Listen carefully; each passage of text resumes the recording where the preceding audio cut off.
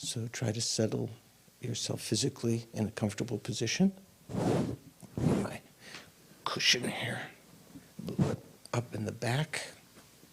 Your legs comfortable, back erect.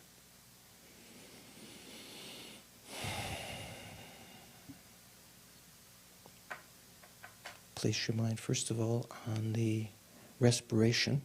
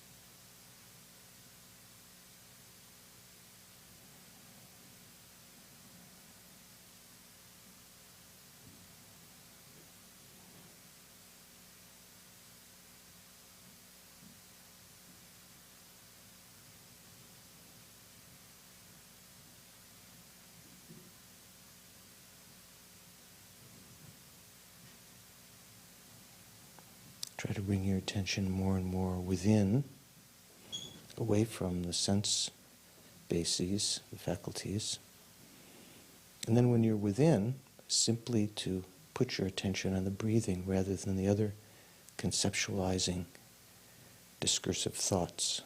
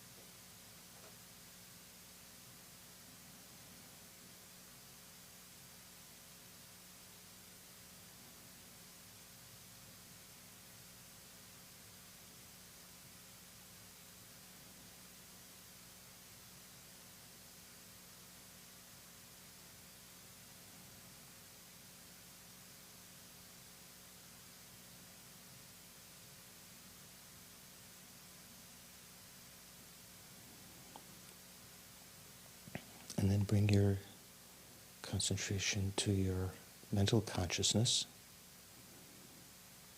If you can, it's useful to bring it down, your attention, follow a breath down to your heart chakra. Just leave your attention there, away from the cerebral region where you're more prone to conceptualize and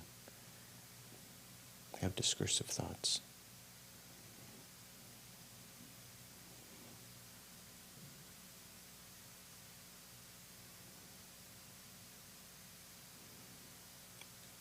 Turn inside, turn inward, and ask yourself what is perceiving. Try to have some insight into the nature of the consciousness within which the objective thoughts are arising.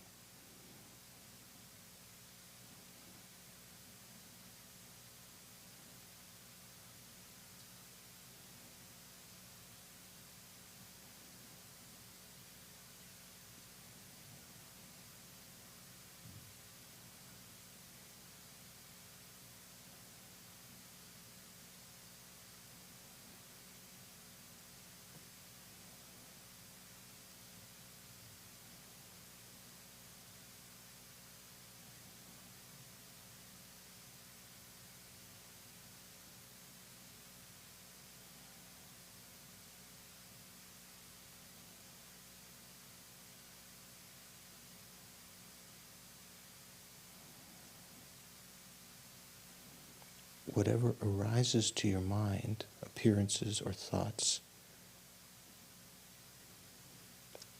don't follow them, don't focus on the objective thoughts, but try to perceive, as though turning your back to them or seeing around them, the matrix of the mind within which those thoughts, images are arising.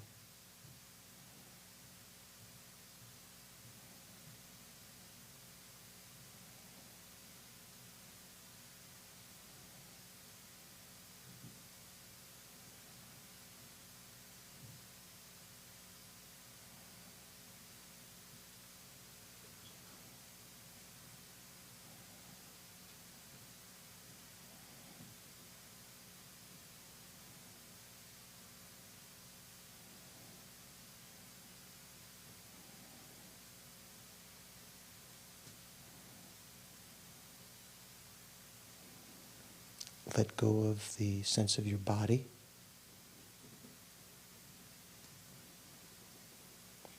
Not necessarily in the profound sense of understanding that it's empty of true existence, as in the Heart Sutra, but simply recognizing that it's an object of thought, and you don't have to focus on the objective thoughts, you can focus on the subjective mind, the nature of the mind that's perceiving it. And in doing so, taking that new object, the spaciousness of the mind, as your focus, the continuity of these other thoughts begin to dissipate. The intensity, the frequency of the thoughts begins to decline.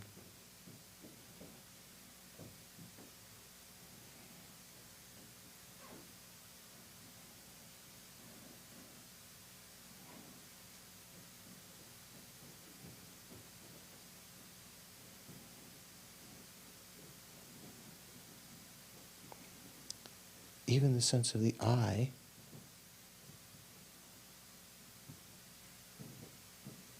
meditator, the observer,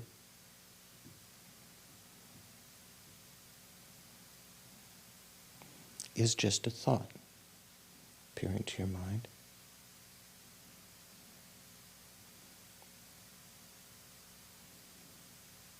Temporarily let go of that also. Turn your attention to the consciousness within which that's arising.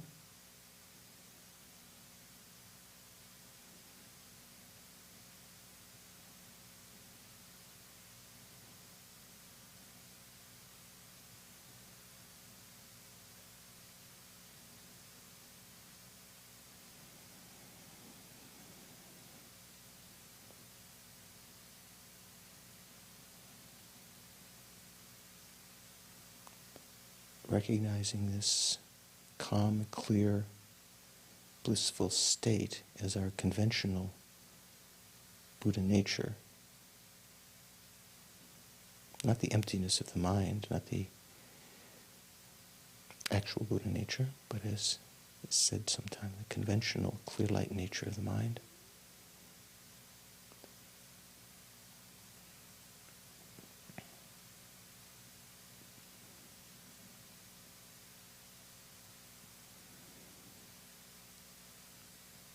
This is shared by, this experience of clear light is shared by all living beings, all sentient beings, whether now they are experiencing samsaric happiness, or suffering, or even just neutral feelings, whether they are humans or hell beings, animals or gods.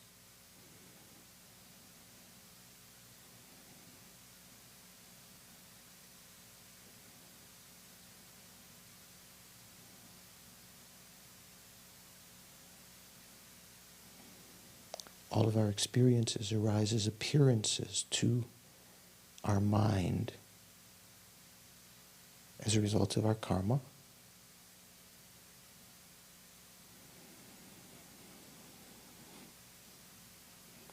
Thinking of the three levels of beings.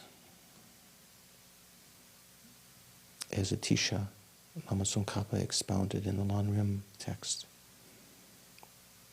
We have to train in the common practices of the person of beginning scope and intermediate scope, and then to the practices of the exclusive practices of the person of great scope, Mahayana.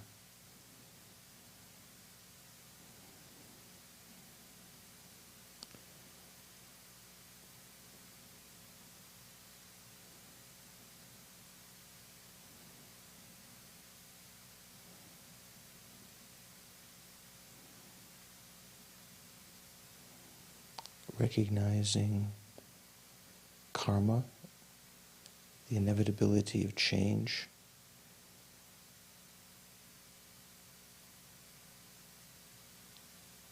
death and impermanence and so forth, on the basis of recognizing the value of this perfect human rebirth, we take refuge as an individual of person of beginning scope in order to avoid the suffering of the lower realms in the next life. And on the basis of understanding the suffering nature of all of cyclic existence, investigating that through the Four Noble Truths, the 12 links of dependent origination, the Buddhist teachings about the various forms of suffering, how we're enmeshed in cyclic existence, understanding the 51 mental factors and how the delusions, the afflictions arise and bind us in cyclic existence.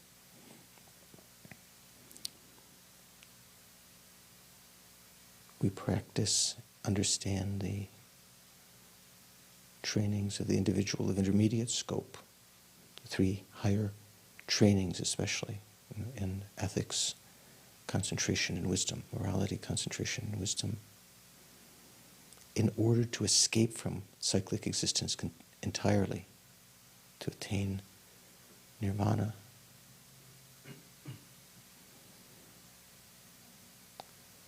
And on the basis of understanding that, we can appreciate the Mahayana teaching the Buddha gave, how from this greater perspective, it would be very selfish to attain nirvana for ourself alone, although that's possible, because each and every sentient being has been our mother numberless times, as kinder than our present mother, depthlessly kind over numberless lifetimes. And now, without a guide, buffeted by karma and delusion, in this age of degeneration when so many conflicts and attractions arise,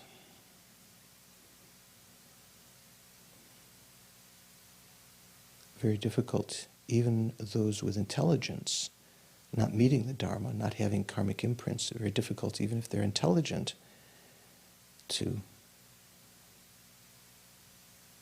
follow the path.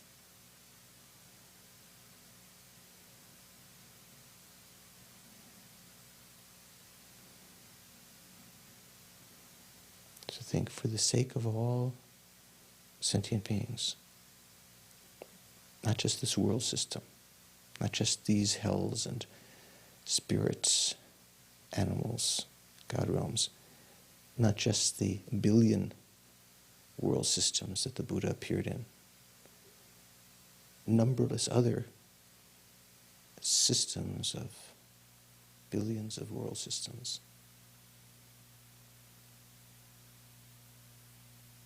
Numberless sentient beings. For their sake, however long it takes, I'm going to achieve enlightenment in order to lead them out of suffering. And for that purpose, I have to hear the teachings. I have to listen, meditate, contemplate, meditate on the stages of the path, to be able to actualize them myself and be able to teach them to others. So for that purpose, I'm going to listen, pay attention this evening, participate in the class.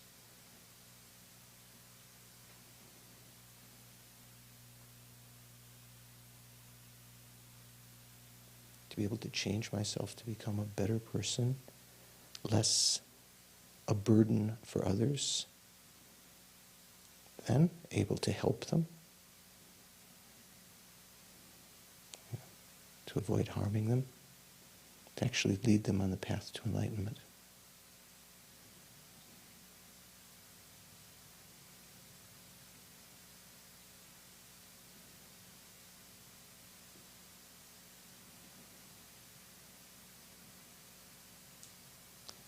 And then bring your attention back to the present.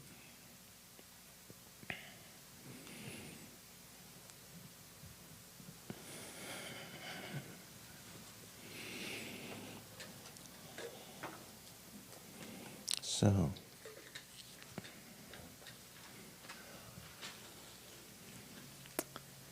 okay, so we're studying the great text by Lama Tsongkhapa on the stages of the path. The actual curriculum, as you probably know, is the so-called intermediate, middling text that Lama Tsongkhapa wrote. It's sort of like if it, in the Tibetan text, it's about this thick in Tibetan pages. We say Lam Rim Ding. But we don't have a full translation of that in English at the present time, so we're using various of Lama Tsongkhapa's longer translations of Lama Tsongkhapa's longer Lam Rim, the Lam Rim Chenmo. Chenpo means great, large, extensive, maybe you could say. So it's and Lam, it means path, Rim, or Rimpa in Tibetan means stages, levels, steps. So this was a text that Lama Tsongkhapa wrote in Tibet, and on the basis of kind of trying to take Atisha's text that Atisha wrote when he was in Tibet as a basis. Carrie, do you remember the name of Atisha's text by any chance? No? That's someone. Do you remember, Thea? For the path of enlightenment? Mm-hmm. A lamp, actually, Bodhipratyapadipam. You know, when we say in some of the pujas, we say dipam, when we offer light. Sometimes we say aloke, sometimes we say dipe, or something like that. Dipam means lamp. And bodhi, you know, means enlightenment. Pratipa means path. Is one of the, there's different words for path. Sometimes it's marga in Sanskrit, sometimes it's kind of like, there's different words in our language also for paths, aren't there? Path, street, way, alley, boulevard, avenue. You know, there's different words. So it's just another word for path in Sanskrit. So we call that the lam drone, the lamp of the path to enlightenment, or the Bodhipratyapadipam, as he wrote it in Sanskrit. So in the Lam Rim, one of the things that we mentioned that's very useful is the way that it is divided up into outlines. And several of the texts have translation of the outline at the end of the text, like this text has, near the end of the text, the outline separated out. Where is it? On page 355, outline of the text. And also the Geshe Zopa's text has at the end outline, sometimes slightly different words, slightly different way of translating the same thing. This is on page 509, starting. So last time we'd begun some of the outlines. So that mainly the text itself has four main outlines, right? Do you remember, Mark, what the four outlines are? There are four. There are four outlines concerning the teaching on the stages of the path to enlightenment. The first one was indicating the greatness of the author, and then there's a reason for that, in order to show the authentic source of the teachings, or the venerable source of the teachings. So we talked a little bit about that, atisha, and we're going to talk a little bit more about that today. That's one of the, if you divide the whole text up, that's the first thing that's mentioned, because as Lama Tsongkhapa said, there were different traditions of presenting great texts in India, in the Indian Buddhist tradition, and the tradition that he's using here is the one that came down from which monastery, do you remember? Vikramashila or Nalanda? Do you remember, Venerable? You were smiling. I thought you knew. Oh, I thought that was a knowing smile. What does he say? Just before this, he says, on page 34, he says, the scholars of the glorious Nalanda are said to have explained the teaching by way of three purities. That's not the method we're using here. And at a later time, the teaching spread to Vikramashila. It is said that it was important for the scholars to begin with three topics: the greatness of the author of the teaching, the greatness of the teaching, and how one should explain and listen to the teaching. So he said, between these two methods that were renowned at Nalanda and Vikramashila, I will follow the latter in my explanation. So that's the sort of the origin for these outlines. And then the fourth outline is the stages of how one leads the disciple through the actual instructions. So we haven't gotten to that. We're just in sort of the preliminary part that kind of motivates one. Why does one indicate the greatness of the teacher, or the greatness of the author? Mm-hmm. Yeah, I mean, if you looked at the outline, you'd see it right there. In order to...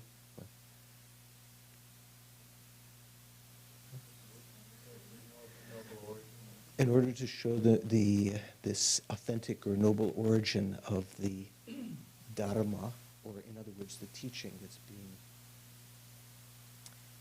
illustrated here. So in other words, Lama Tsongkhapa takes, even though he's the author of the Lam Rim, the middling Lam Rim and the great Lam Rim, he takes atisha. You think that's kind of, maybe in today's political arena, people would say, oh, you're trying to get out of responsibility or something like that, find some kind of criticism, but it's a sign of humility. He doesn't say that this is his teaching. He says that this is actually the teaching of Atisha, then he's writing a commentary to it. So the greatness of Atisha is first mentioned in order to indicate the authentic source of the teachings. So some of the reasons for that, well, when we talked about Atisha's life, we talked about his birth in an exalted lineage, special, high lineage, high family. He was a royal son of a king. And there's not much needed to know about that, I don't think. Then the way that he acquired knowledge on that basis of good qualities. So that has several different sections. We talked just briefly about them last time. The way that he acquired, the manner of acquiring knowledge has two, on that lifetime, on that basis, has two outlines. The manner of acquiring qualities of scripture, and the manner of acquiring the qualities of realization. which is achieved through practicing properly. So basically, when we talk about the doctrine, maybe you've heard this before, there's two kinds of doctrine. When we talk about Buddha Dharma, Buddha doctrine, there's the scriptural and the realizational doctrine. Right? Have you heard of that before? Doji, have you heard that? No? I bet you have. The scripture and realization. So sometimes when we talk about, many times in the prayers we talk about, may I uphold the doctrine, or so forth and so on. Upholding the doctrine has two aspects: upholding the scriptural doctrine and upholding the realizational doctrine. So upholding the scriptural doctrine would mean understanding the words. First of all, knowing the words. That would be maybe on the lowest basis level. Even that maybe is quite an achievement. For instance, a lot of times people memorize the texts to be able to recite them to other people. And knowing the correct words, even that would be, in a sense, upholding the scriptural understanding. But in a deeper sense, it would mean understanding the meaning of that, the intellectual understanding of the teaching, such as what we're trying to do now. There's no way that you can develop and uphold the realizations of the path without having understood the scriptures, because the scriptures are, the scriptural understanding that the Buddha gave is sort of like the way that he points to the teachings. You know, have you seen the tankas of the 12 links, where you have the Lord of Death, and sort of in the background, and in his mouth is the wheel of dependent origination? Have you seen? Yeah. And in some of the tankas, the more authentic ones, there's a picture of Buddha at the top pointing to the moon. On one side there's a moon, on the other side there's a sun. Do you know what that means? You're delving the depths of your... Does anyone know? Well, like Kokami said, it's Buddha pointing the way. Yeah, it's kind of, it's that, like the Buddha's, as it said in some of the verses, Buddha said, the Buddhas don't wash away sins as though one might think in the Hindu tradition, taking a bath in the Ganges. The Buddhas do not take away suffering by hand as though you could take away a thorn from your foot. They don't grant blessings by hand. Come here, Dorji. Just joking. We want to go to the great lamas to get blessing, you know. The Buddhas don't do that. They show the way. So, and how do they show the way? Maybe like the Pratika Buddhas, who are not actually Buddhas, right? Pratika Buddhas, they're actually arhats. If you talk about, there are people of Pratika Buddha lineage who are not yet arhats, but if we talk about Pratika Buddhas in general, maybe we're referring to arhats. They teach simply by their presence, maybe their bodily actions, said that they benefit sentient beings that way. They don't necessarily give a lot of discourse, they may give some. But the main way that the Buddhas teach are not simply by being in the world, they turn the wheel of Dharma. Like in the 7 limb prayer that we say, we request, we offer a Vajra throne, we imagine, and request the Buddhas to remain until samsara ends. But not just to remain, we also request them to turn the wheel of Dharma for the welfare of sentient beings. Because simply Buddhas being in the world, that's not bad, it's good. But unless they teach, unless they turn the wheel of Dharma, and we have a chance to hear and understand that doesn't really help us or sentient beings. Maybe we're in a very degenerate age where people, even when they go to hear the Dalai Lama, they just go for darshan. Do you know what that means, darshan? What does that mean, Vimo? Presence of the teacher, just going to go hang out. Just hang out, just watch them, sort of, just be in their presence. And, yeah, I'm sorry. Darshan to little more. There's some entry into some mystical experience, some kind of. Not necessarily, though, from listening to their teaching. Could be, but mainly through their presence, right? Then there's no darshan. If there's no experience like that, then you haven't had darshan. Mm-hmm. Some experience, but what the point I'm making is not necessarily through verbal teaching, but through being in their presence, right? I mean, the same thing, it's said that being is simply at the time of the Buddha, when the Buddha went begging in the morning on alms, just by the force of his realization, his samadhi, everyone was blissed out.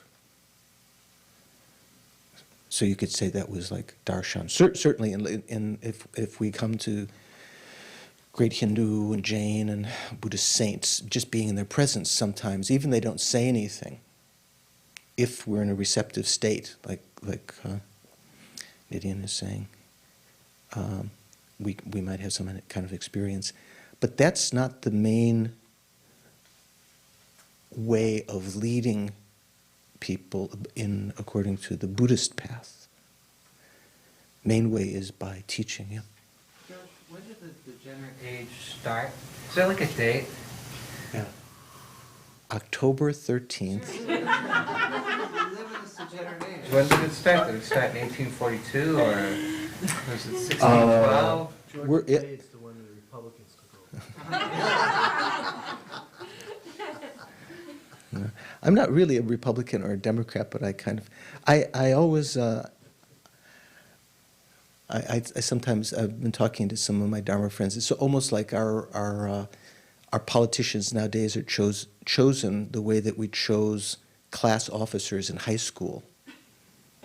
Do you get that feeling sometimes? Like, who's most popular? Who would you like to hang out and have a beer with, you know? Did you want to hang out with Al Gore or George Bush? And people, oh, well, I'd rather be with George Bush, sort of thing. So that's not necessarily how so Pat's thinking that I'm necessarily a Democrat because of that, but I'm not necessarily. It's said that the Buddha came, and Shakimuni, the fourth Buddha, appeared in the world in the age of degeneration. It wasn't. It hasn't started after the Buddha came. It's already It's called the age of the Five Dregs. Five. You know what dregs are? What's left over? Like you. I don't know. They usually talk about making beer or something like that. What's sort of left at the bottom? After you take off all the nice nectar off the top. What would be something we would make today? Tea, and then just like the grinds, sludge, like the coffee or something, but the sludge at the bottom. After all the good stuff has been experienced, then you reach an age when the lifespans are beginning to decrease. At the age of about 100, was when Shakimuni Buddha came, when the lifespan of humans was around 100, average lifespan.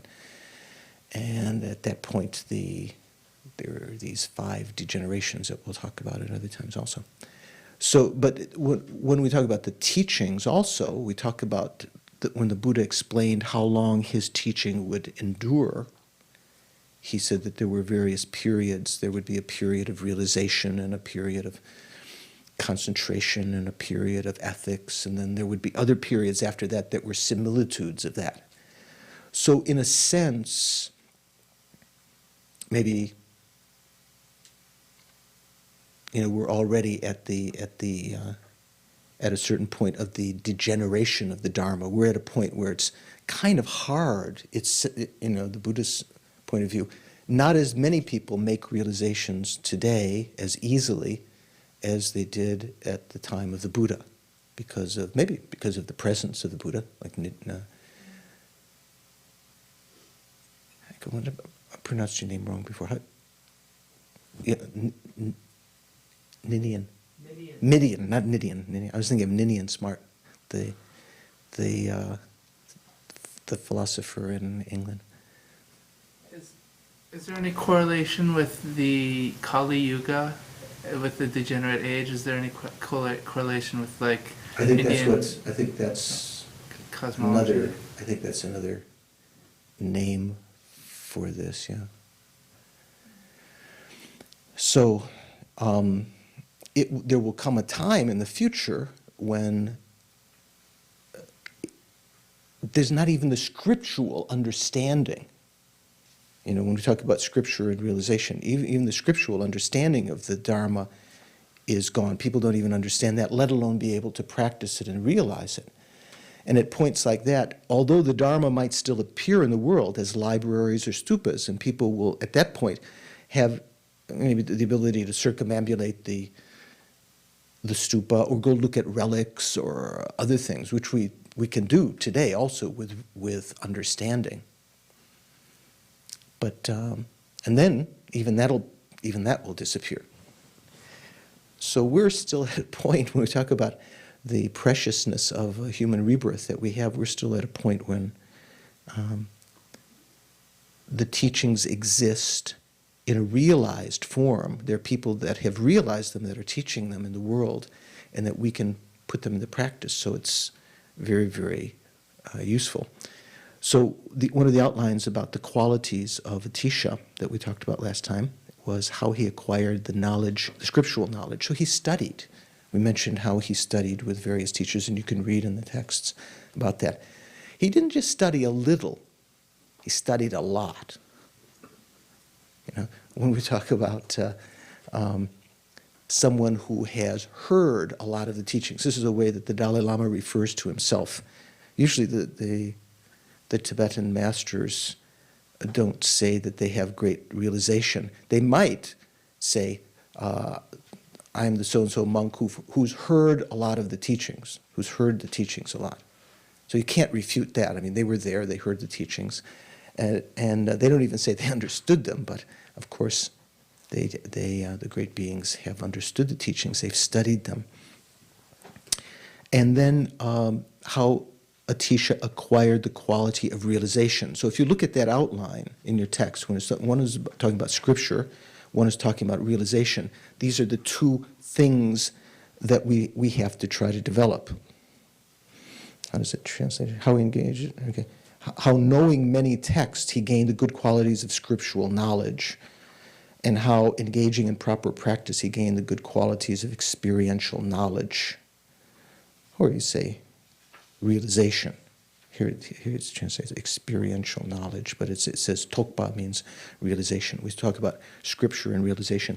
So when we talk about scripture, that's what we're trying to do now by understanding the teachings, upholding the scriptures, leaving an imprint in our mind also of that. In future lifetimes, if even a pigeon, having heard text being recited, had the facility of understanding it very, very easily in subsequent lifetime being born as a human.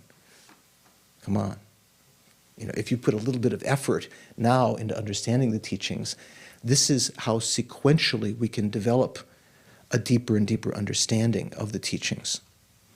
Leaving, you know, studying, even with effort now, having that perseverance, patiently enduring the difficulties and understanding the Dharma, having the energy to continue studying, and then trying to develop realization. So do you think, is there any way to uphold the realizational Dharma other than making realization?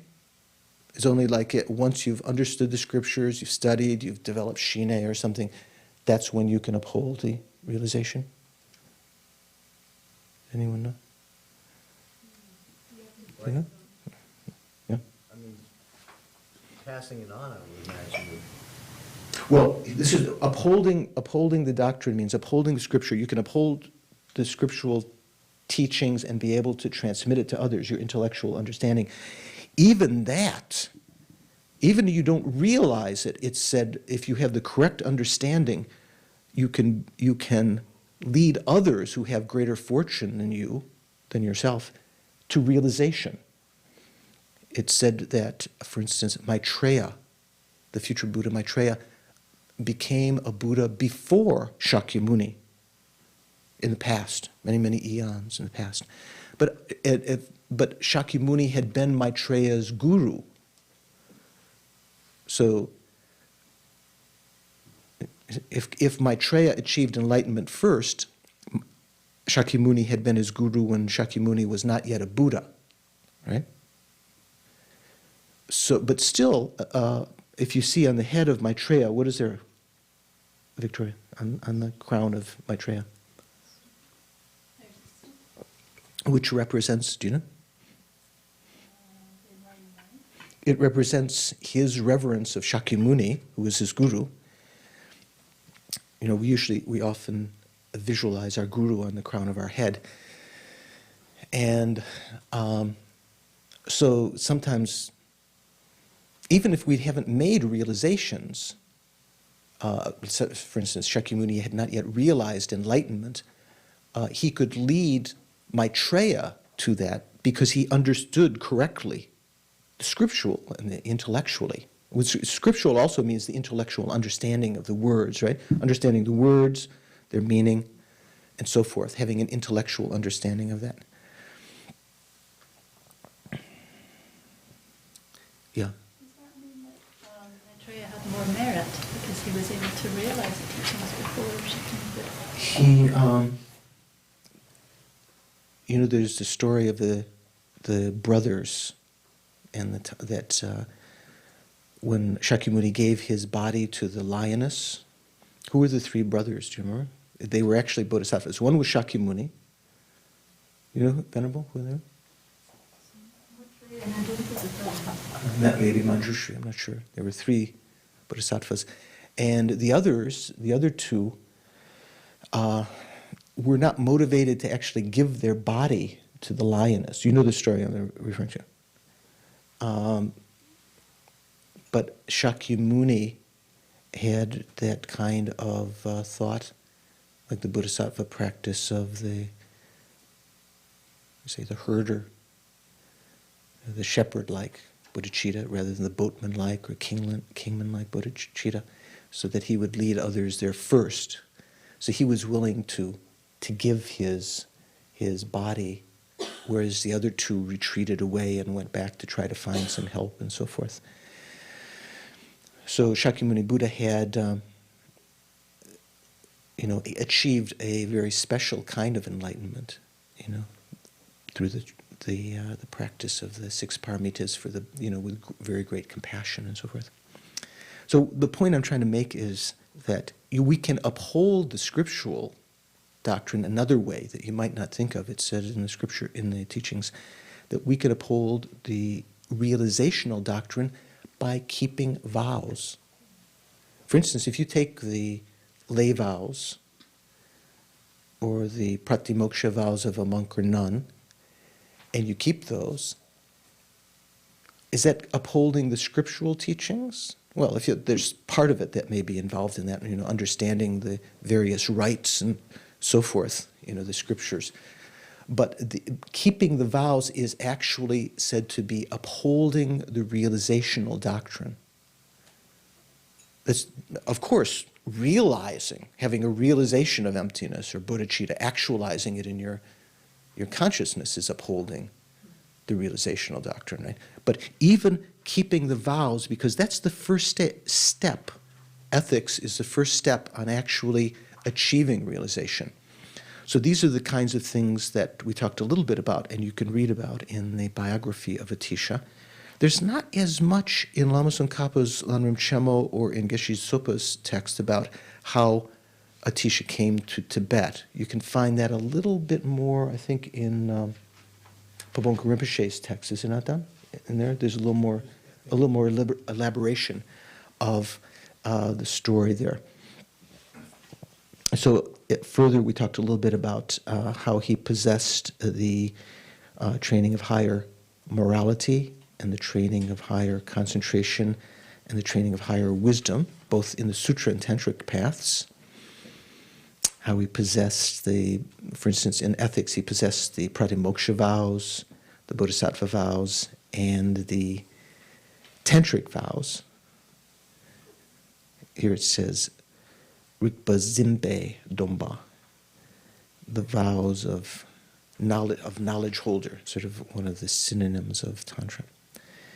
And then how he possessed the training of concentration. This is talking about the greatness of the author. He was not an ordinary being. You may remember Atisha said to have been born as a pundit some hundreds of lifetimes in the past. And when he was a youth and his father was trying to convince him to get married, the night before the wedding, he had a vision of Tara. And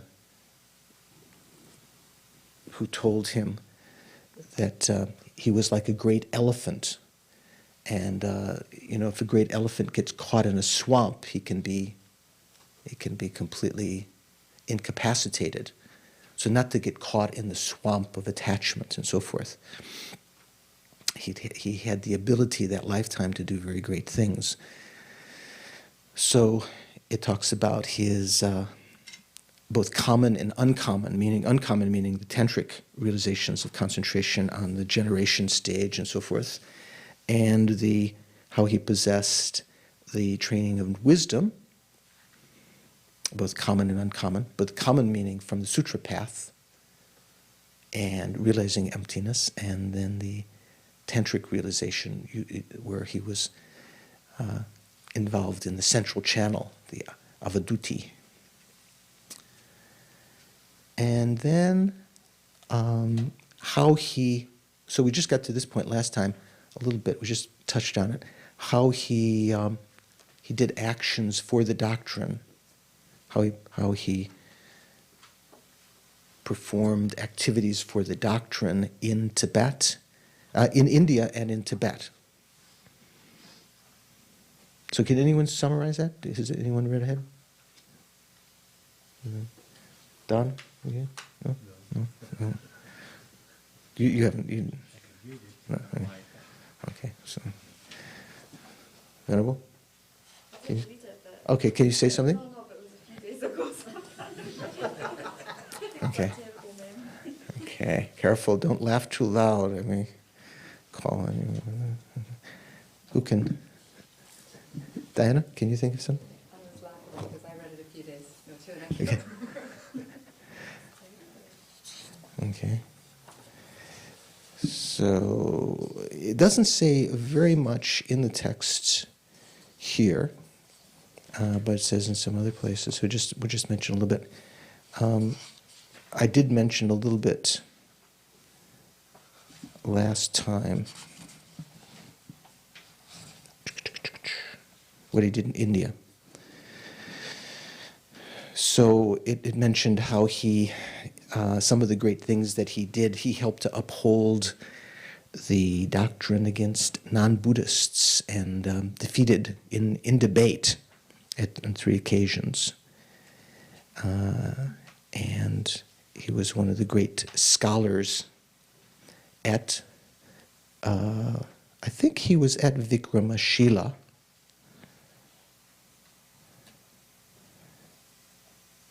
He was one of the gatekeepers. And he was kind of the crown jewel of all of the scholars there. That was the reason why he was invited to Tibet, because after the non-Dharma king, sort of negative king, Lang Dharma, had become king, and had been a sort of antagonist of the Buddhist teachings and very much destroyed it and created conditions so the monasteries that had been started earlier by Sangha Rakshita, the great Indian saint that had come after around the time of Padmasambhava earlier. That was sort of like the first influx of Buddha Dharma into Tibet. And then with this non-Buddhist king that had come, there's sort of a dark age. You know the story of how he died? Lang Dharma, do you know, Dorji? You know the story. This is one of the things I'm sure you'd know. Didn't one monk give back his vows and then pretend to do a dance and then with like the mask dance thing or something like that when stabs him with a purva or something like that? Or I thought you'd put a purva in there. Huh? That's cool. Is it something like that? Something like that. Yeah, I think there's something like that. There was a bodhisattva. In general, when we talk about the teachings, is killing a virtuous activity? Is one of the virtuous paths of virtue? In general, it's one of the paths of non-virtue, right? But there are certain situations when bodhisattvas, if they have clairvoyance and great compassion, might actually have to engage in murder for the benefit of sentient beings. So one bodhisattva saw the great and understood the great hindrance to the teachings that Langdharma was creating. So during a day of a festival, as George is thinking about, as I understand it, something, I'm not saying the story I'm telling is exactly right either, but it's something like this. He appeared in the entourage. There were Lama dances going on. He appeared as on a black horse in black clothes, as the other dancers were also. And at a certain point in the ceremony, he had an arrow and he shot Langdharma and killed him. And as he escaped, and when he went through the river, this would be a very good script for a movie. Maybe one of you, maybe you can see Dingo Khyentse Rinpoche or one of the others. Maybe this would be very nice. When he went through the river, and the horse and he submerged under the water, when they came out the other side, they had washed off the black dye and they were white. It was a white horse, and he was dressed in white, and he escaped. There's also a story, besides the stories of Shakimuni, there's also the story of Marpa's son. What was Marpa's son's name? Dharmaduti, something like that. Dharmaduti, who was the previous incarnation of Serkon Senchab Rinpoche. Marpa's amazing son had the lineage of transference of consciousness into another being, to cause that being's consciousness to be expelled. And one bodhisattva recognized that even though Dharmaduti was himself very virtuous, that if this lineage were to perpetuate in the world, there would be, in the future, it would be misused. So he, with his psychic powers, when Dharmaduti on a picnic or something was riding his horse, he caused the horse to have some kind of illusion, something, and the horse bolted, and Dharmaduti fell down and cracked his skull on a rock. And as he was seemingly passing away, Marpa came and was seemingly in hysterics, and the other disciples were saying, "But Marpa, you're the teacher. You said everything's an illusion. This is an illusion. This is like an illusion." And Marpa said to us, "Yes, but my son was such a great illusion." So maybe you've heard that story before. And Dharmaduti was able to transfer his consciousness to what? Do you know? Before he passed away. What? This young boy or girl's body or something? Into a crow, first of all, that then flew around, couldn't find another corpse, and then flew to India, and a young Brahmin was about to be cremated, and the body was still healthy. So he entered into that body and then became a practitioner in India and was able to practice. Anyway, I'm not sure how that story came up. What were we talking about? Langdharma. Okay, so Langdharma was killed, right? And there was a dark period afterwards, and at a certain point, one of the great bodhisattva king of a certain region, Tibet was not completely united, called Jangchub.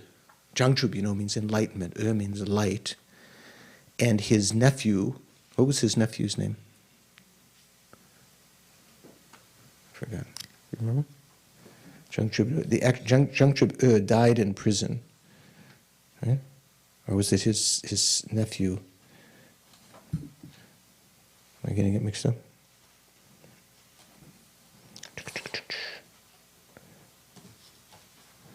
Yeah, he said he was assassinated by the famous black hat monk. This is talking about Langdharma, Lalung Pelge Dorje. So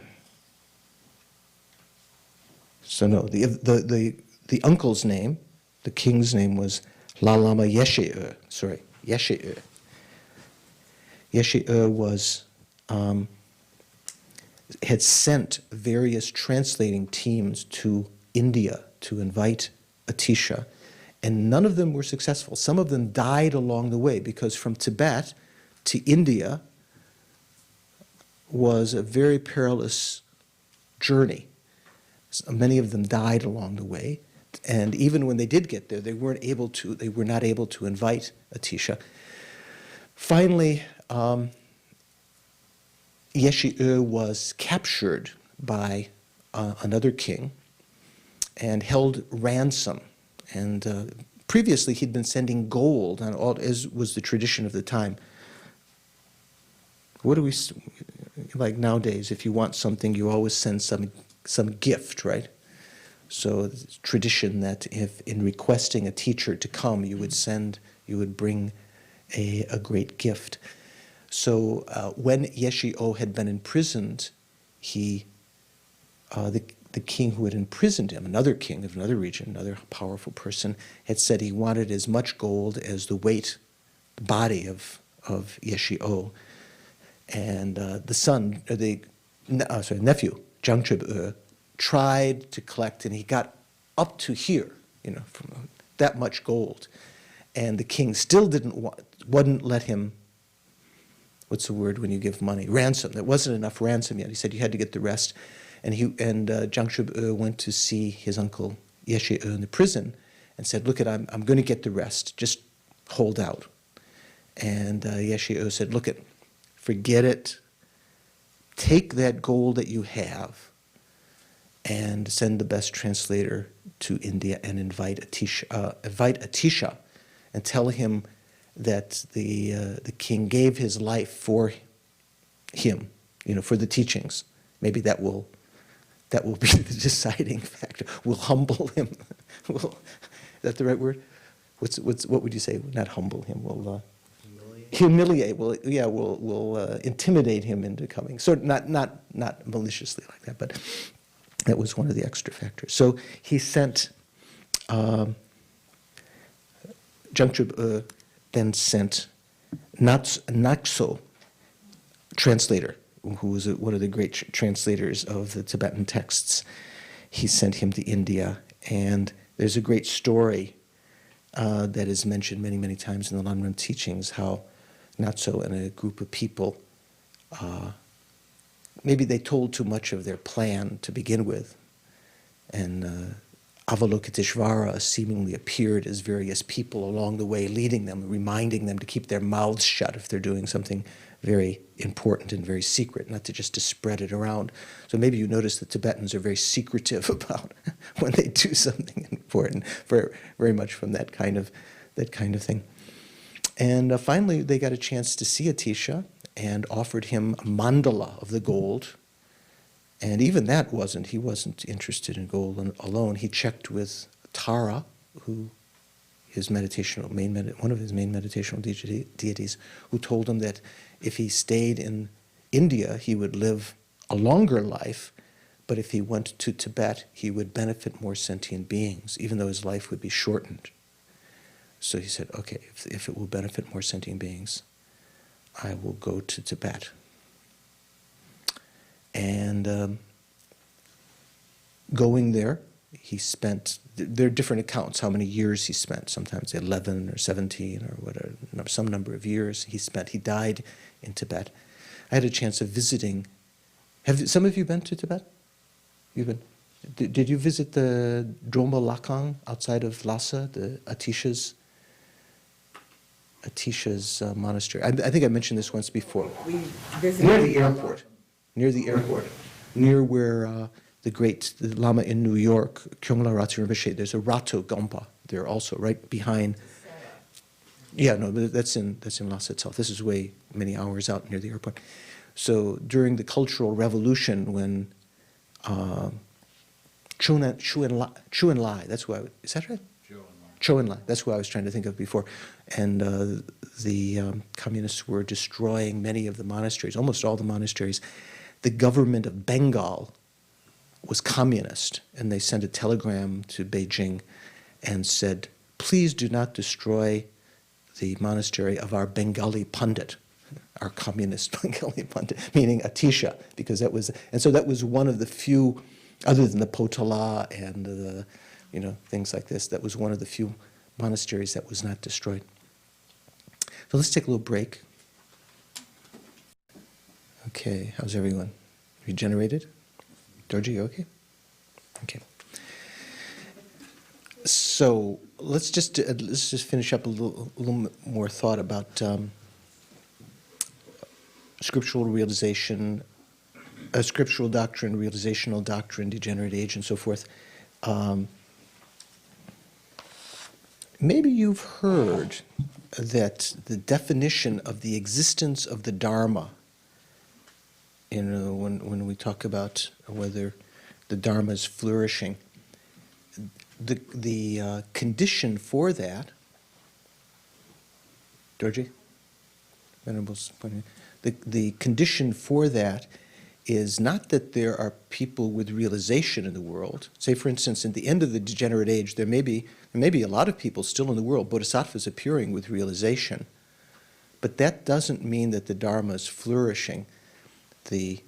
One of the criterions of whether the Dharma actually exists in full extent is whether the Sangha exists. Have you heard that before? Now, why is that, Victoria? Do you know why?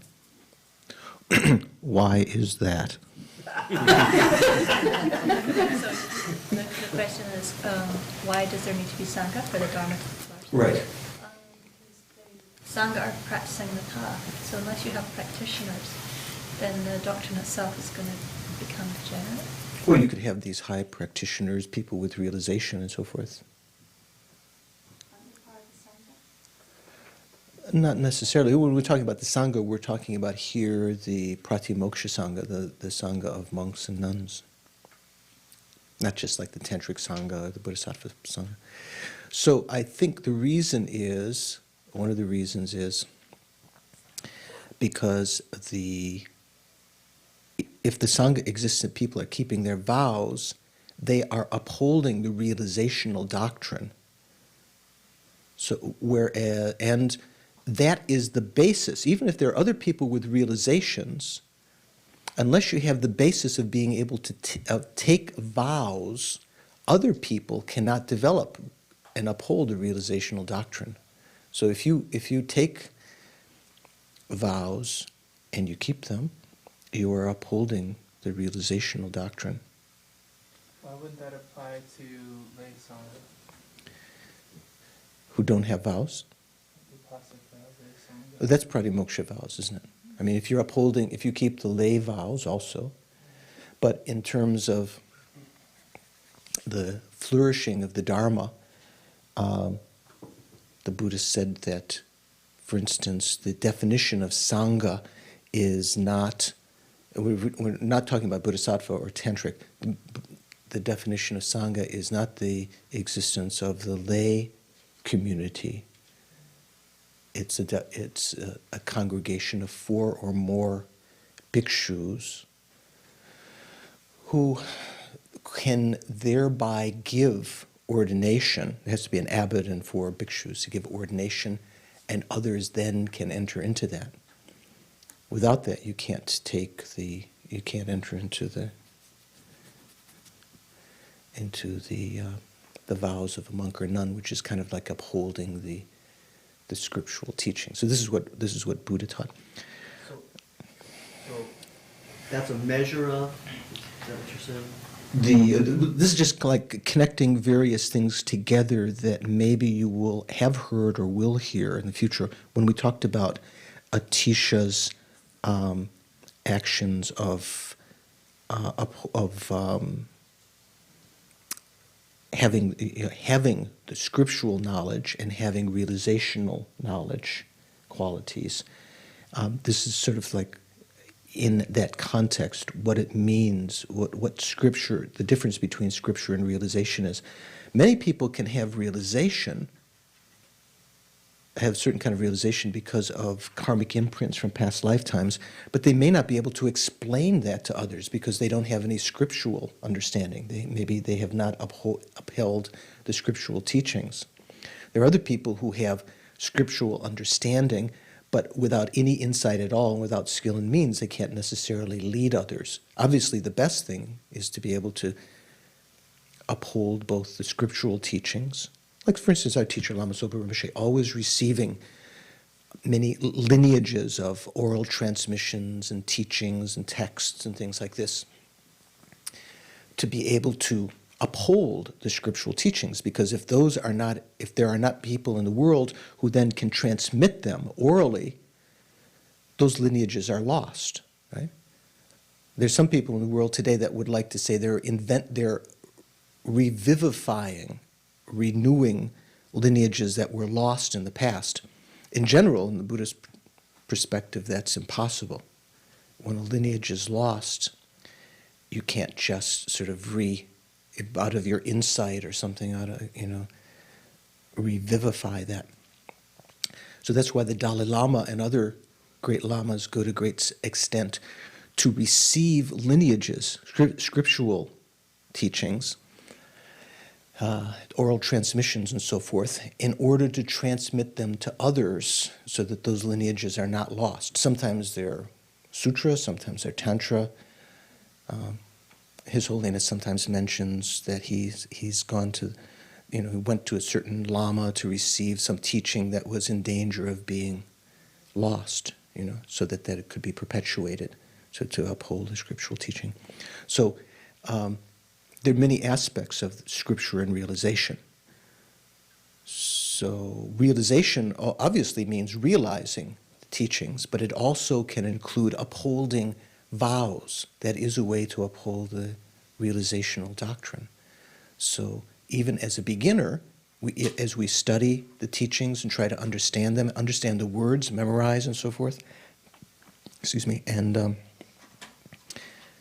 take vows, take 24-hour vows, or the vows of a lay person for life, or the vows of a monk or nun, or bodhisattva vows or tantric vows. We are upholding the realizational doctrine as long as we keep those vows, because that ethics is the basis for the doctrine. As the Buddha said, ethics acts as a basis for concentration, which then acts as a basis for wisdom. And as you know, even without yet practicing the path, even keeping ethics, morality ensures a continuity of rebirths as a human, so that you can continue the practice from life to life. So the practice of morality is very, very, very important. So let's go back to a little bit more about Atisha's life. We'll try to put an end. Can I just ask one more? Yeah, of course. So is the Saga increasing or decreasing now? What word did you say? A Sangha? Is the Sangha Oh, increasing or decreasing in modern times now? I'm not sure what you mean. Is the Sangha increasing? What do you mean by that? In numbers. Well, I don't know the number of Sangha that exist in the world. It's may depend on whether the people are actually ordained or not. It said the Buddha prophesied that I think when the previous Buddha, or one of the distant previous Buddhas, I think the previous Buddha, one king had some dreams. You know the story? I think he had 12 dreams. Do you know? And one of there were dreams about that the Buddha explained the meaning that in the future that there will be monks who are, in the Degenerate Age, are dressed as monks, but they will have no morality. They won't be keeping the morality. They'll be living essentially as lay people. And so it's simply the number of so-called monks and nuns may not be an indication of whether the realizational doctrine is being upheld. Yeah. Yeah. The distinction between scriptural doctrine and realizational doctrine, and the idea that the Shakimuni Buddha led Maitreya to enlightenment. He was his guru, right? As a Buddha, he was his guru. Does that sort of imply, or is it suggesting that scriptural doctrine is in some way more important than realizational doctrine, that you don't have to attain realization to lead someone else to it? Or is It means that there are different kinds of holy beings. I remember once mentioning to Lama Zopa Rinpoche that in Nepal that we have no realization whatsoever, so how could I possibly be asked to teach this course or something like that? And Lama Zopa Rinpoche laughed and laughed. He said, there are different levels of spiritual, development. And even Shakimuni Buddha didn't have the same level of realization as Maitreya. Maitreya had at that moment, had the merit to make realization that Shakimuni had not yet developed. But by correctly understanding, having the correct intellectual understanding on the part of the teacher, and the student having faith, as we'll talk about guru devotion, that the blessings of the Buddhas can still be imparted. Obviously, in order to be a proper guru, a proper teacher, we should have realization. But in this degenerate age, it's hard to find a guru with all of as we'll see, the 10 qualities that Maitreya mentioned for a proper Mahayana guru. Very, very difficult to find, you could point out. Okay, so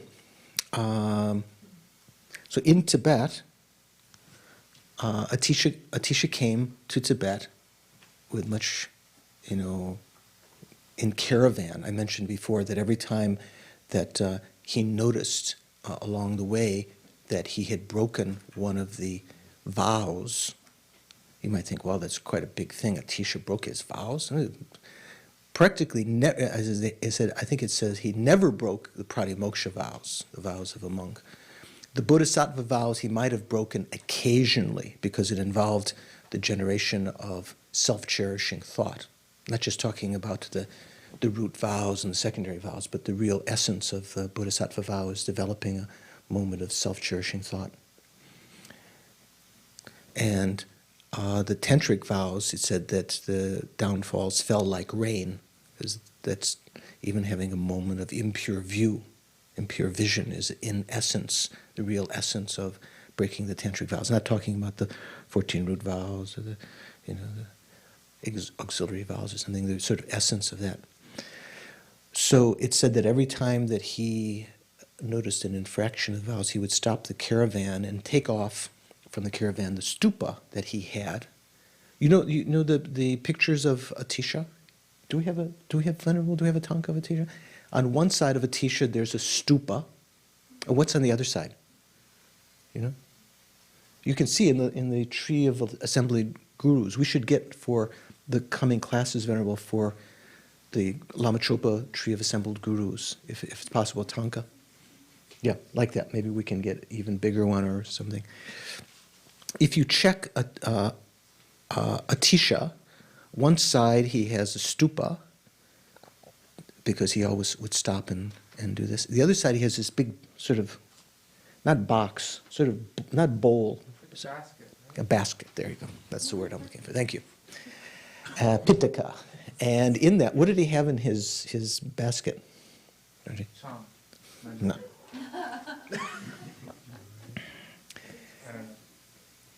Where's the, you see it? Yeah, he should be, okay. Well, we won't be able to see. Well, you'll be able to see. So, on the tree of assembled gurus, so we'll be talking in great detail about this later. So,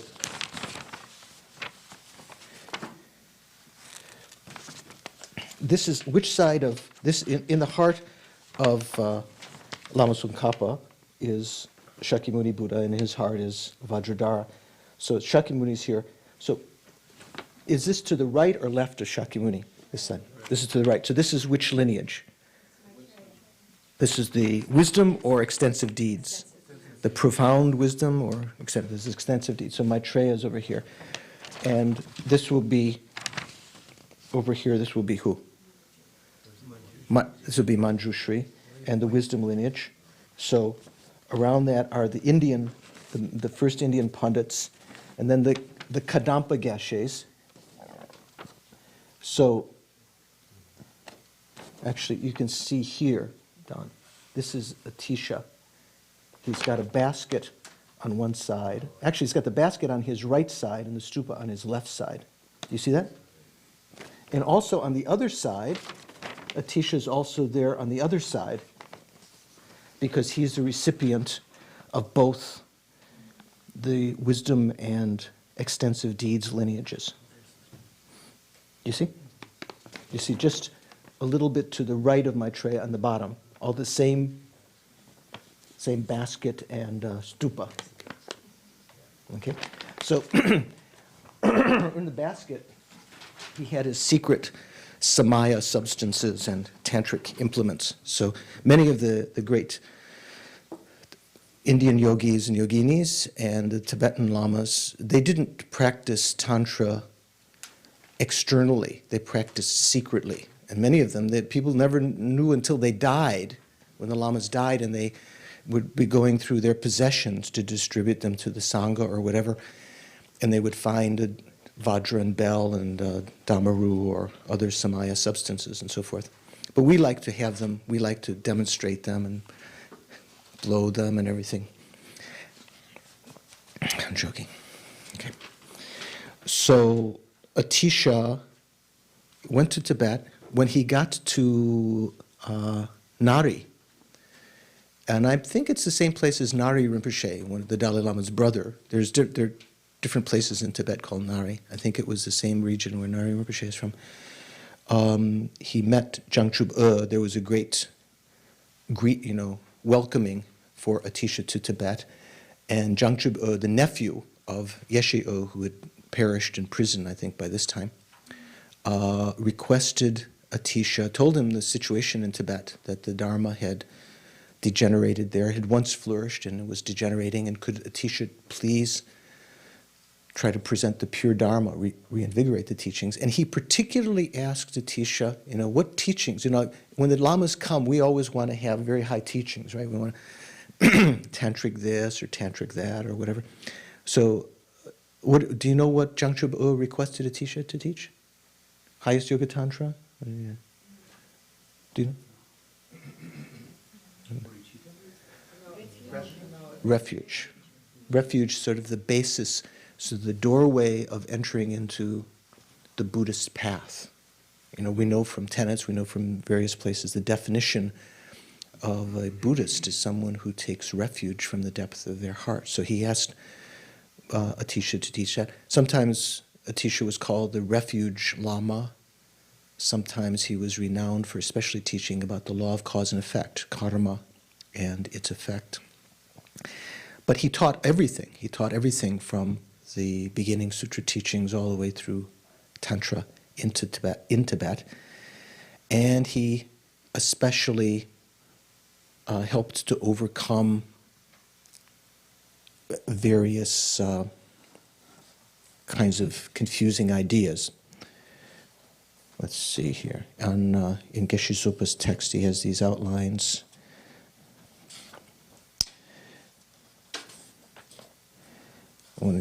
Under the outline of what he did in Tibet, there is the outline of how he eliminated false conceptions about the Dharma and founded a tradition, because during the time of Lang Dharma, there were various kinds of misconceptions that were especially about the practice of Tantra and how there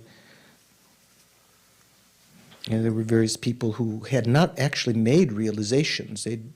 They knew some text and they presented themselves as gurus, and they proliferated many wrong ideas, especially about there was one particular practice called, what's it called? Something and release. What is it called? Something and liberation. Bliss and liberation. What is it called? Union and liberation. So this is referring, sounded like a very nice kind of practice for the Tibetans at that time. Union meaning that one of the paths was sexual union. Not necessarily without understanding. Of course, there's some ways that desire can be taken into the path of Tantra in the very highest levels. But this was, as there are some people today thinking that, they're, maybe it's like kind of a reenactment of these kind of misunderstandings, people thinking and proliferating that sexual union is, without a deep understanding and all of these other foundations, is a path to liberation, oneself.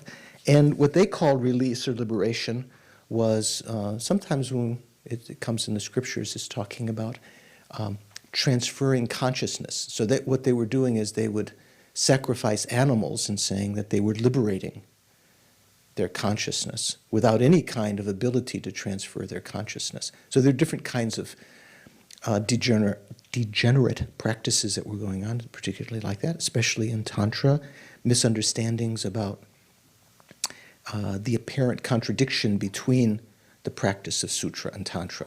Some people thought if you were practicing Tantra, you didn't have to, not only did you not have to know about Sutra path, but the practice of Sutra was contradictory, some people thought.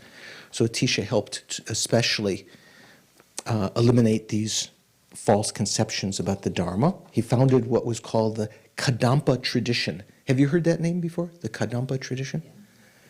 Kadampa. There's one geshe in England, Geshe Kelsang Gyatso, has a tradition called the New Kadampa. Actually, the Gelugpa, Lama Khapa, originally the Gelugpas were called the New Kadam tradition, Kadam Sarpa, because they were, all of the traditions accepted Atisha and the Kadampas as their great benefactors, but Lama Tsongkhapa he took that when he started the Gelugpa tradition. Actually, originally, in a sense, first it was called kind of this general name, the New Kadam tradition, because it very much based on Atisha's teachings. Then later called the Gandemba, because he started Ganden monastery. Ganden means what in Sanskrit, do you know? Tushita. You know Tushita heaven? It's called Ganden. Pardon? No. The Tibetan word, Ganden. And in Sanskrit, the name is Tushita. There's one particular pure land, one heaven and one pure land. So it's called the Gandempas. And then later, the name was kind of morphed into Geluk. Ge means virtue, Gewa. Luk means tradition. So something you might say the virtuous tradition. So all of those might be referring the new Kadam Kadampas, the Gandempas, and the Gelugpas. The new Kadam tradition now, I think, a little bit, not completely mainline. It's not a little bit contrary with the Dalai Lama's practices, but that's kind of the meaning. He didn't want to call the Geshe in England didn't want to call his tradition Gelugpa, because he'd been kind of sort of burned his bridges behind for certain reasons, criticizing the Dalai Lama and others. So calling it the New Kadam tradition, sort of saying that he's based on Lama Tsongkhapa's teachings. So Atisha started this tradition called the Kadampa. Kadampa, Ka means speech, or especially honorific for speech. Dam means instruction.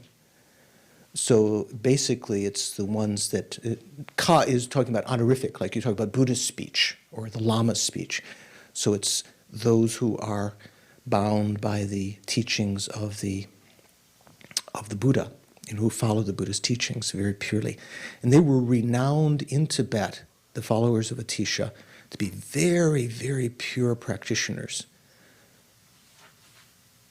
They, Atisha and one of his main disciples, a layman called Dondempa, started a monastery up north in Pempo. It was one region north of Lhasa. I can't remember. I took bus when I was in Lhasa. One of our lamas that had been in Italy for some years had been from Pempo, from a monastery up there. And so I met one of his disciples in, I'm trying to think of the lama's name, it's escaping me at the moment. He's at little Tuku at Serena. And so I went up to Pempo and visited the monastery there. And then we went up further to Redding. Have you heard of Redding? Yeah. Redding is the monastery that later Atisha and then especially Dondempa and the Kadampas took as their main seat in Tibet. And it's, I mentioned before, it's there, outside of there, that Lama Tsongkhapa wrote the Lam Rim Chenmo in the Senge Ka, the lion mouth cave or hermitage, and where he wrote Yondan Shigurma further down. It's where one of his gurus, one of the Kadampa, one of the Kargyupa lamas, that was Rendoa, was one of his gurus, also had a hermitage there. So it was a very great place and a very great lineage. So the Kadampas, when you talk about the Kadampas, you often think of the 7-point training of the mind training, and very, very humble, pure teachings. You've heard of, in the Lam Rim teachings, often we talk about the Geshe Bengungel. Remember Geshe Bengungel? You remember what he did then? He was the one that was kind of quite naughty thief. And at a certain point, he became a monk when he encountered various kinds of circumstances that caused his mind to change. He became a Kadampa, and he was the one that practiced very purely. Even though he was very rough, he practiced very, very purely and sincerely. Like when the benefactors were coming, first of all, he tried to fix up his altar so to impress them, cleaned it up for the first time in months, and then when he realized that he was engaged in the 8 worldly dharmas and one of the wrong livelihoods, trying to impress your benefactors by doing something that you don't usually do, he took ashes and threw them all over the altar so that it wouldn't look nice. And one lama in the region who had clairvoyance at that moment said, Bengungel has just practiced pure Dharma, something like that, or Kadampa Geshe has just practiced pure Dharma. So in other words, even though he was making his altar dirty, he was overcoming the worldly thought of the 8 worldly dharmas, wishing for fame and reputation and so forth. So the Kadampas, the followers of Atisha, are renowned in Tibetan history as great practitioners. Okay, so how he eliminated forces that damaged pure conduct in the 3 trainings. It's another outline. So there were these various kinds of, here I'll read from Geshe Sopa's text. It says, prior to the second diffusion of Buddhism in Tibet, heralded by Atisha's arrival, the first diffusion was when Sangha Rakshita and Padmasambhava, first Padmasambhava established Samye, and Sangha Rakshita first established the Sangha there. Then the second diffusion, heralded by Atisha's arrival, before this, there were many purported scholars and practitioners who misunderstood the meaning of the tantric teachings. Because of their perverted understanding, they did great harm to the root of the teachings, which is pure ethical conduct for all practitioners in general, and in particular is the practice of celibacy for fully ordained monks and nuns. All these false Indian and Tibetan teachers damaged the Dharma by advocating activities such as animal and human sacrifice and various forms of non-virtuous sexual activity. The main purpose of some of these supposed masters from India was to collect gold. So Tisha, in explaining the Bodhipratapatipam and his general teachings, showed how, rather than the teachings being contradictory, the sutra and tantric teachings, say the Pratimoksha, the Bodhisattva, and the tantric teachings, he showed how they could be practiced by one individual. Before it was thought it was impossible. If you were a monk, you couldn't practice Tantra, if you were keeping monastic vows. So if you were practicing Tantra, you had to just go for it, And also how he possessed the 3 excellent qualities of an author. So what are the 3 qualities of an author when you're talking about a spiritual author? Do you know? Have you read ahead? I think Oma has, because all of her book has magic marker. Look at that. That doesn't mean I remember it, though. It's just magic. It's been marked. It's been magically marked. Oh, it says how he possessed the 3 excellent qualities of an author. Yeah. Who knows? Okay, well, you'll have to look at it. I thought maybe someone knew offhand. So, First, the author was to be expected in the 5 branches of traditional Buddhist learning: grammar, dialectics, medicine, and arts. It's on page 19. yeah. Spiritually. Page 19? Yeah, of this one. Page 39. Oh, I'm sorry, 39. Okay. My eyes are going. Okay, I didn't know that. I'm surprised you could read that then. Okay. So, one of the qualities of if you were to, nowadays, do you need some quality to write a text, even to become a bestseller on Amazon? You need to know how to write, I suppose. Maybe even not that, if you get a ghostwriter or something. Remember I was telling you before, I think I've heard that there are authors who actually, on Amazon.com, you can write reviews of the books. There's some authors who write reviews of their own book, because you could be anonymous, praising how good it is. And then your competitors, you write these really scathing articles. In India, one had to have certain kinds of qualities to write about the Dharma.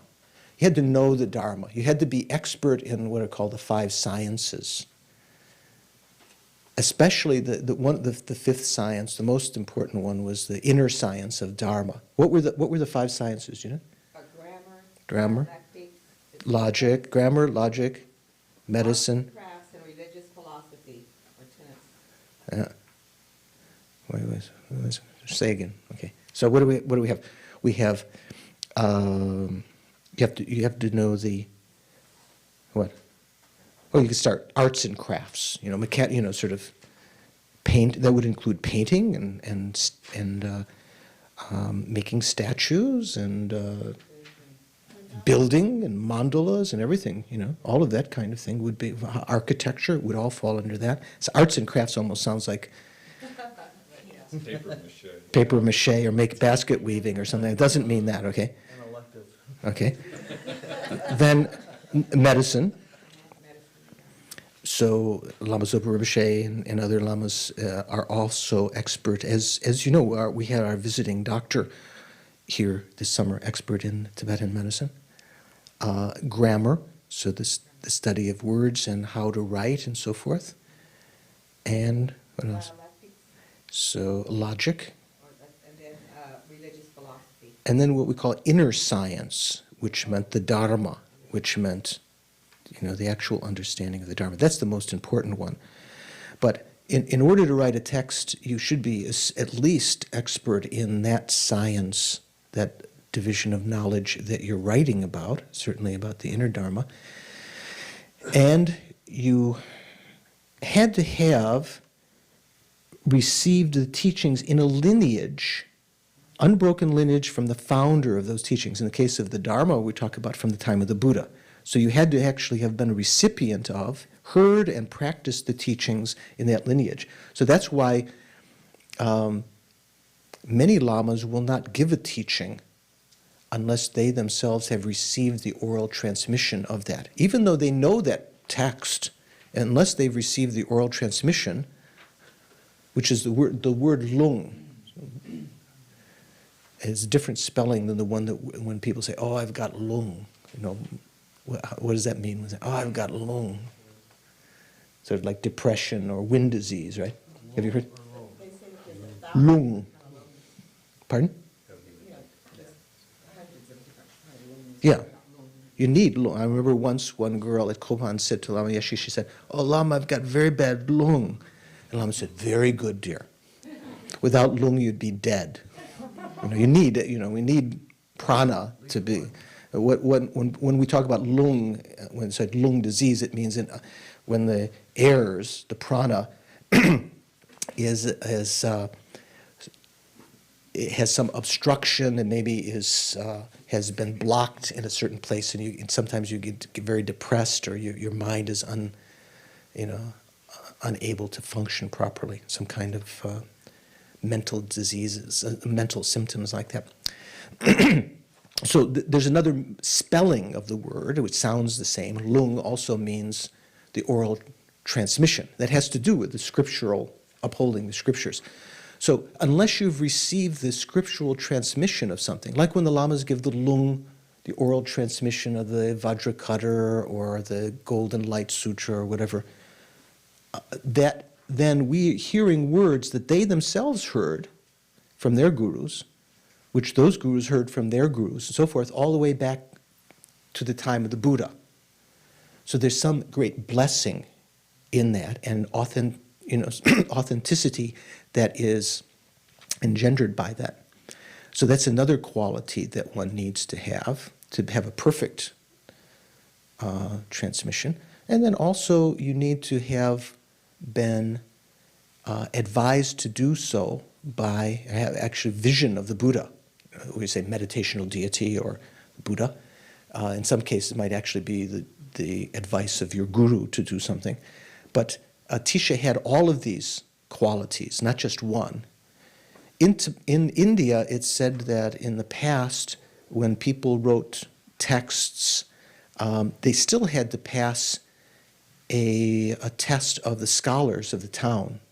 Venerable, someone, do you know what they did? If the scholars in the town, in the big city, the scholars found the text deficient, what would they do with it? Do you remember?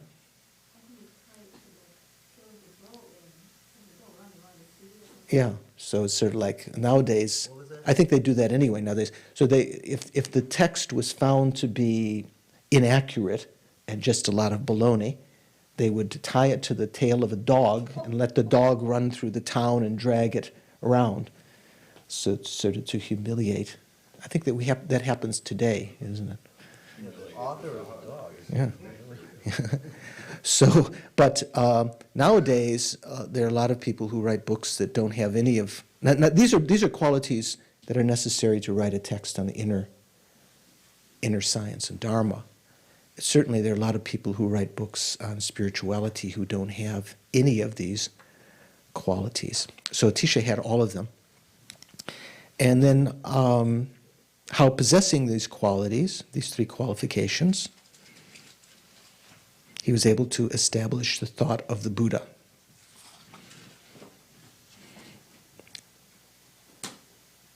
So he had he had mastered the 5 branches of learning we mentioned last time, and his teachings followed an unbroken lineage directly from the Buddha, and he'd received instruction directly from his personal meditational deity and permission to write the texts and actually admonition to write them. And then it goes on to tell, in that context, having these qualities, how the meditational deities assisted him, how the lineage was unbroken, and how he was expert in the 5 branches of learning. So that we've gone over before. Finally, how he attracted exceptional disciples. So it mentions here how he had many disciples in India before he left, in Kashmir and other places. And he had almost in every region in Tibet where he went, he developed, assembled disciples who then became great practitioners, Kadampas. It mentions the names of many of them. And in particular, when he was leaving for Tibet, he had a vision of Tara. Tara was one of the meditational deities of many of the great scholars. Did you know that? You might think, oh, it's always Chakrasamvara or Yamantaka or something like that. Many of the great pundits of India relied on Tara, the female aspect of the Buddha, both the green Tara and white Tara. So I mentioned Atisha's main temple outside of Lhasa, not in Reading, but outside of Lhasa, was called Droma Lakang, the temple of Tara. And so he had a vision of Tara. I think it was Tara who would appear to him when he was about to get married as a boy, who would mention that he was like a great elephant. He shouldn't get caught in the mire, the swamp of attachment and obligation. He'd been a pundit so many different lifetimes that he could benefit sentient beings much more. And when he was on his way to Tibet, Tara prophesied that he would meet a special disciple there who would help him to spread the teachings. And that was referring to Drondenpa, who was a layman and and Drondenpa, who's the present incarnation of Drondenpa, do you know?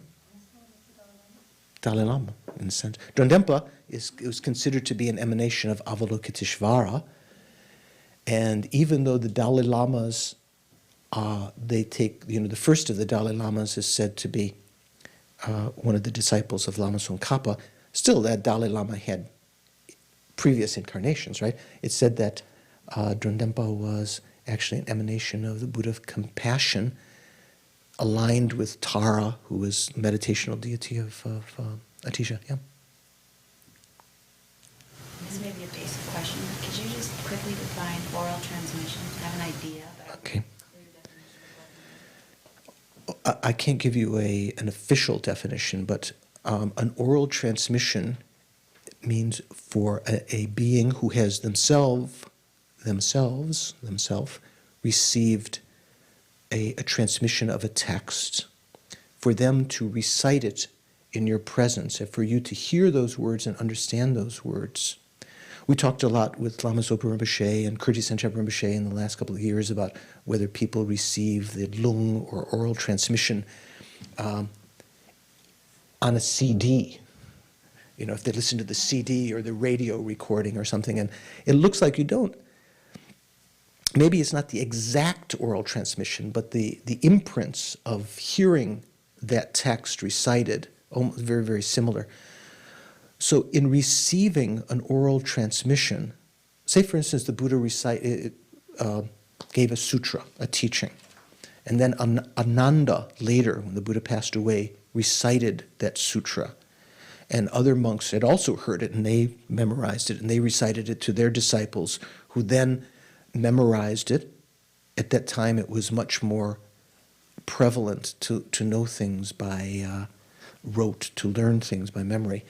And that was the basis then. There were not a lot of texts that were written down at first. They knew things by this kind of oral transmission. That's how that's one of the ways the scriptural doctrine was upheld, by hearing, memorizing, and then correctly understanding, so that you could explain it to others.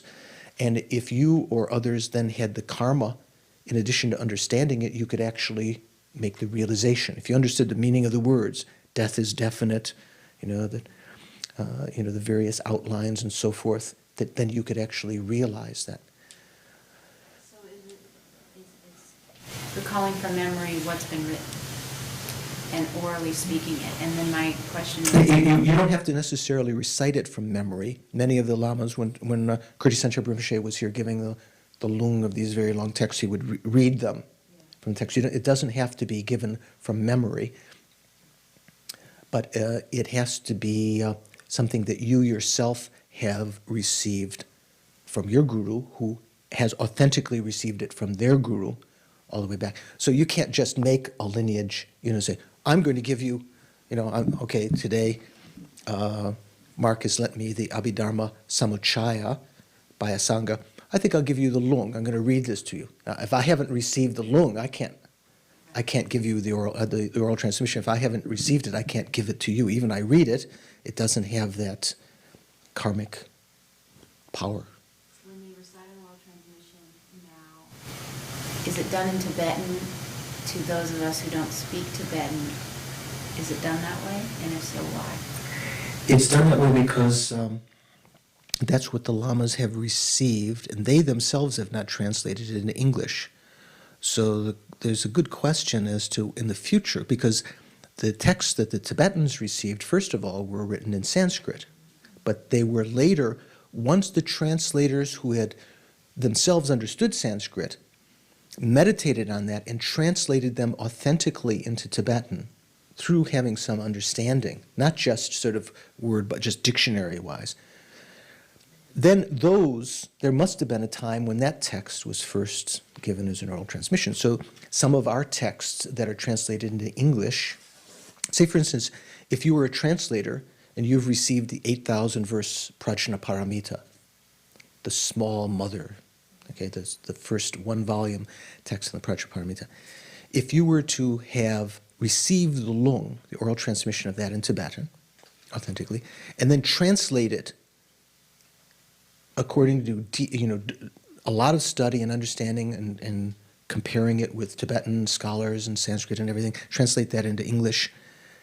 I think, I haven't talked to the Dalai Lama or other lamas about it, I think that at a certain point you could give then the lung, the oral transmission of that in English.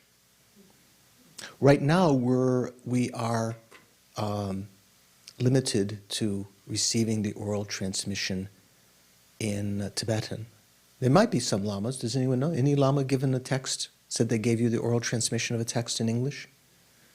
There might be some lamas doing that. I don't know. Pardon?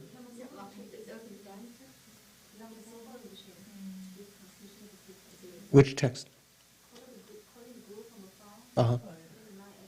Yeah. So sometimes, especially if Rinpoche is involved in the translation or he's confident in the translation. So basically, if you're receiving it in Tibetan and it's being translated, is the same as receiving it. I think that's what you're asking.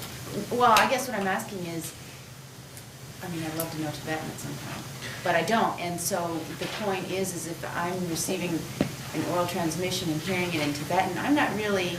You're not, according to Crazy Central Rinpoche, we're not, if we hear it, even if we hear every word, we don't fall asleep and we're completely concentrated, unless you know the meaning of the words, you didn't really receive the entire oral transmission. But it's possible. Getting it through a translator is sitting right there. No, there's no, the translator, it's not going to be the same as the oral transmission. That's not an oral transmission. So we don't have the full oral translation, and probably many lamas who receive these texts, or monks and nuns and lay people that receive them in Tibetan, if your mind wanders and you miss some words and so forth, you don't receive the whole transmission. You receive parts of it. But still, there's karma, very positive karma in that. Okay, so let's go on. Let's start now the next outline. So the second outline was presenting the greatness of the teaching in order to develop respect for the instruction. Remember, the first one was presenting the greatness of the author in order to what? Pardon? In order to see that the teachings are of a valid origin or authentic origin. Now as in the tradition of Vikramashila, the greatness of the teaching in order, this is the same one, the Dharma, that means this Dharma teaching, in order to generate, here it says engender, respect for the instructions. So this is also, many of the lamas recite this at the beginning of the teachings. This has 4 outlines. The greatness of realizing that all teachings are free from contradiction. That means the teachings of the Buddha. It doesn't mean all teachings, algebra and, I don't know, whatever. It means the teachings of the Buddha. The greatness of apprehending that all of the scriptures are special instructions. So sometimes people think, the scriptures, that's just for scholars. I'm just going to get the oral, just some small text from my Lama, and I'm going to make great realization. That other stuff is just for scholars to eliminate misconceptions and so forth. That's one of the important points that Atisha made, and Lama Tsongkhapa was reiterating here, was that all of the great Indian pundits and meditators realized that all of Buddha's teachings themselves, which were enshrined in the scriptures, themselves were the instructions. But they are so, sometimes they're so complicated. We're so far from them. Our merit is so meager, and we're so far removed from the time and the ambiance of, knowing what was going on, that we need to have them explained to us. Sometimes we need to have other kinds of oral instructions to explain. But everything, all of those sutras, all of the scriptures that the Buddha taught were themselves special instructions. So this is something, one of the greatnesses of the Lam Rim teaching is that, first of all, you can see that all of the teachings that Buddha gave are not contradictory. And sometimes you might think, as we said before, oh, I'm a Mahayanist, and therefore I don't have to practice the Hinayana or as Theravada or something like this. Or I'm a tantric practitioner, therefore I don't have to keep the vows of a pratimoksha or something. One might think that certain of the teachings are not for you. And in essence, one is indicating in one's own mind then that they're contradictory to one another. So that's one of the great qualities of the Lam Rim, that you can see that all of the teachings are not contradictory. They're meant for individuals, ourself also, at various points of our development as paths to enhance the mind, all leading to the same goal. The greatness of apprehending that all of the scriptures are special instructions, we just mentioned. The greatness of easily apprehending the conqueror's intent. As we said before, remember the Lam Rim, a little bit like ready-made hot pizza from where? Oh, a pizza my heart. Pizza my heart, already there, Pizza more. Pizza more, already, The scriptures themselves are like maybe the raw, tomatoes and the grain. We bring into the kitchen, and then Tenzin grinds up the grain and makes flour, chops up the tomatoes, and takes the olives and presses them. Elizabeth's in there also pressing the olives, and then that's maybe like the Shastras, the great commentaries that explain the Buddha's teachings. Then the Lam Rim is kind of like the ready-to-eat pizza, piping hot right in front of you, ready to put in your mouth, ready to meditate on.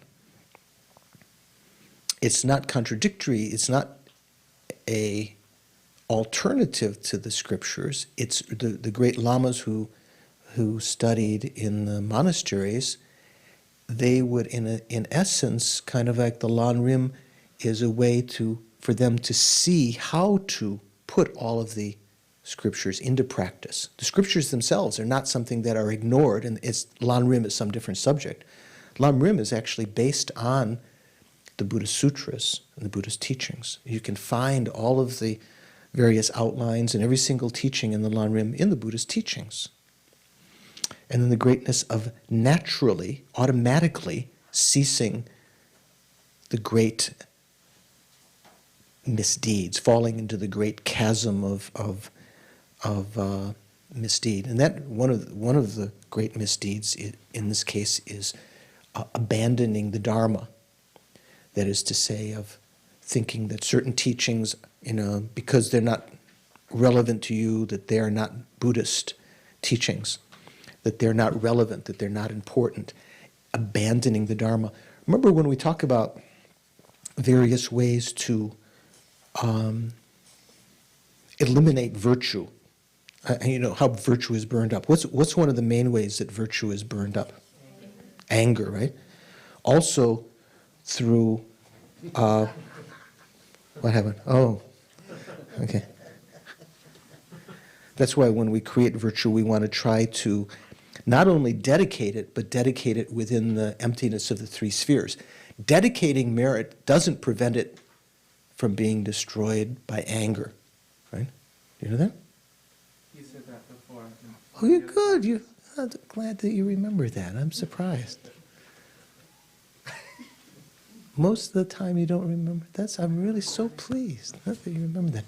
Lama Tsongkhapa said in his commentary to the Madhyamaka because usually in the Lam Rim teachings, when it talks about dedication, we get the impression that dedicating, Gewa Di, Nirdudag, due to these merits, may I become Buddha and lead all sentient beings of that state. We get the impression that if you dedicate the merits, it protects it from being destroyed by anger.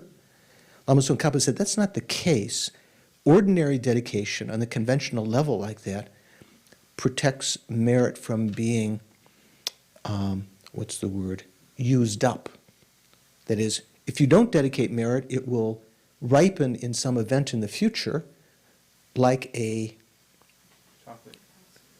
tree that comes once, like was the banana tree or the what's the tree called in India that just comes one season? Not banyan tree. Do you know Indian?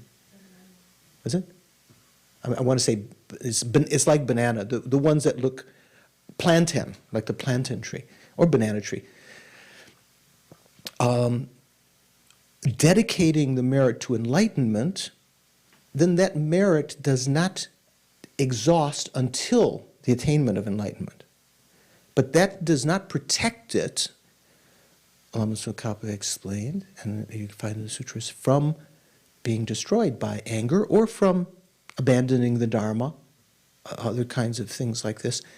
In order to protect it from that, you need to be able to dedicate the merit in the emptiness of the three spheres, recognizing the merits themselves are empty of true existence, the goal dedicated to is empty of true existence, and the dedication, trying to join the two, which includes the thought, may this ripen as that, it involves the sense of the dedicator and so forth. All of that is empty of true existence. If you can meditate, once you make a conventional dedication and you meditate on the emptiness of the three spheres, you can protect the merit then from being destroyed by anger. So one of the great misdeeds, here he quotes, Lama Tsongkhapa quotes a sutra, the sutra gathering all the threads. Buddha says, Manjushri, hey, the karmic obstacle of repudiating the holy Dharma is subtle, Manjushri.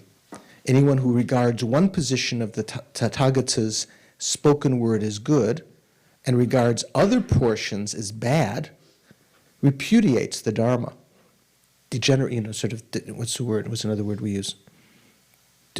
Demeans the Dharma. Anyone who repudiates the Dharma deprecates the Tathagata and denigrates the Sangha in doing so.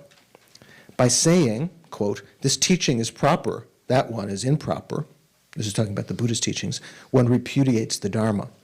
By saying, this was taught for the Bodhisattvas, that one was taught for the Shravakas, one repudiates the Dharma. By saying, this was taught for the Pratika Buddhas, one repudiates the Dharma. By saying, this is not a training for the Bodhisattvas, one repudiates the Dharma. And this is, I remember once in Nepal, some students came back from the teachings of the Karmapa, and Gawa Karmapa had mentioned, really stressed so much the importance of not being sectarian and criticizing even the different Tibetan traditions. You know, that tradition is bad, this tradition is good, and so forth. So let's stop here. Hopefully we'll go over this again next time. What I want to say, hopefully you will read this section and have some insight and questions. The section talking about the greatness of the teaching in order to show what? The greatness of the teaching in order to generate respect for the instructions. And also we'll talk about the next one. We'll start how to listen and explain the teaching which possesses these two greatnesses. The two greatnesses are the greatness of the author and the greatness of the Dharma teaching. And then after that we get into the nitty-gritty. Yes? You started to say something about the discussion you were having with one of the lamas about transmissions by videotape or by CD. Yeah, so we'll talk about we can talk about that next time because we're almost out of videotape. And Dorji's very careful so we don't go over, otherwise it won't fit on the tapes. Okay, so let's try to dedicate the merits, first of all, with a conventional dedication, and then as you understand your understanding of emptiness, selflessness, emptiness, to meditate and dedicate the merits within the emptiness of the three spheres. So there are many, many, hundreds of thousands, tens of millions of conventional dedications.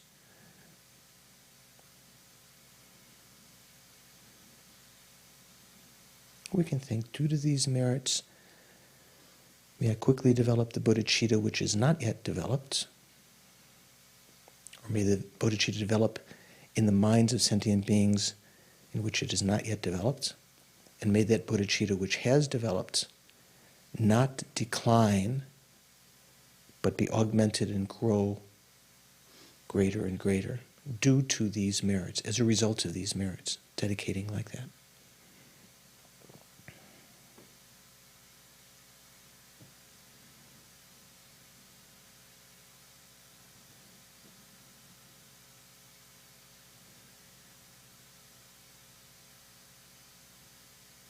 Then dedicating within the emptiness of the three spheres, thinking, keeping in mind the merits that we've created tonight and in the past, maybe even the merits of the future. And the goal dedicated to the generation of bodhicitta in the minds of sentient beings in which it has not yet been generated, the non-decline and increase in the minds of sentient beings in which it has begun to grow, as the goal. That's empty of true existence. The merits are empty of true existence. In this dedication, where we're aspiring that the merits ripen in that way, this is also merely imputed, merely designated by name. You can't find the dedication anywhere. Just the name that we conventionally use to designate this process. It's empty of existing the way that it appears to our mind as some kind of findable entity, dedication.